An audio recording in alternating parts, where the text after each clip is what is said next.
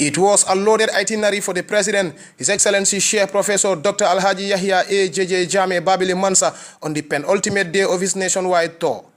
With barely 48 hours before Gambians take to the polls on December the 1st, Professor Jammeh addressed thousands of supporters in the coastal town of Bakau before presiding over mass rallies in Sukuta and Sinthiou Alhaji that lasted late into the night. The President took to the floor at all the meetings to reaffirm his call for a violence-free election, stressing that perpetrators of crime during and after the election will face the full force of the law. President Jammeh renewed his condemnation of tribalism in the same tone that set the pace for what has been a fulfilling tour so far, calling on Gambians to desist from politics based on tribal lines. For the Gambia, he noted, will continue to depend on God for progress, peace and prosperity. At a crowded venue in Sukuta, the President took special time to offer an exclusive interview to the local and international press that was on the ground.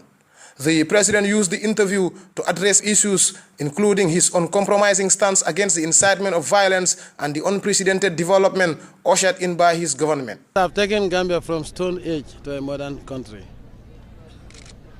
Here, the son of any Gambian, or anybody living in this country can go to any university in the world, irrespective of the social background of the family.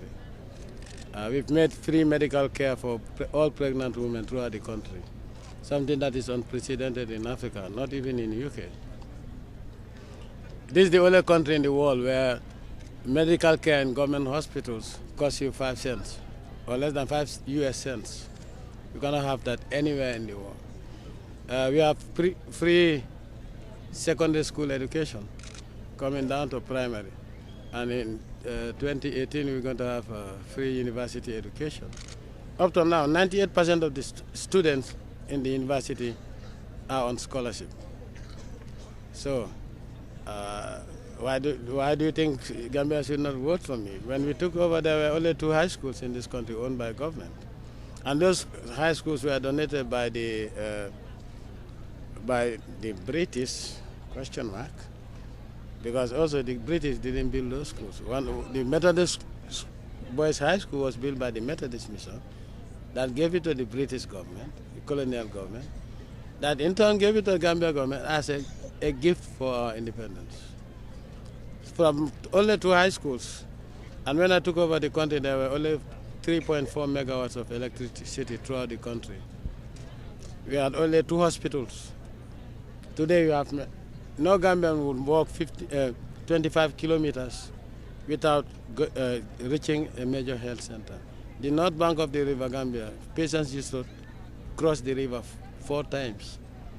And most of them, you cross the river to the other bank, you have to look for a donkey cart or a horse cart to take the patient. Imagine, and then the roads were horrible roads.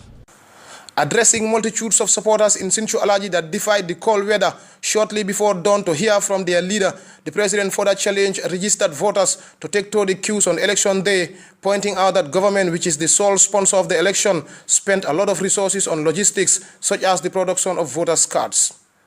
As they paid maximum attention to the message drove home by Professor Jammeh, the leader of the revolution exposed a scheme that was orchestrated by some Western powers bent on deceiving his government into exploring the country's oil at the expense of Gambians.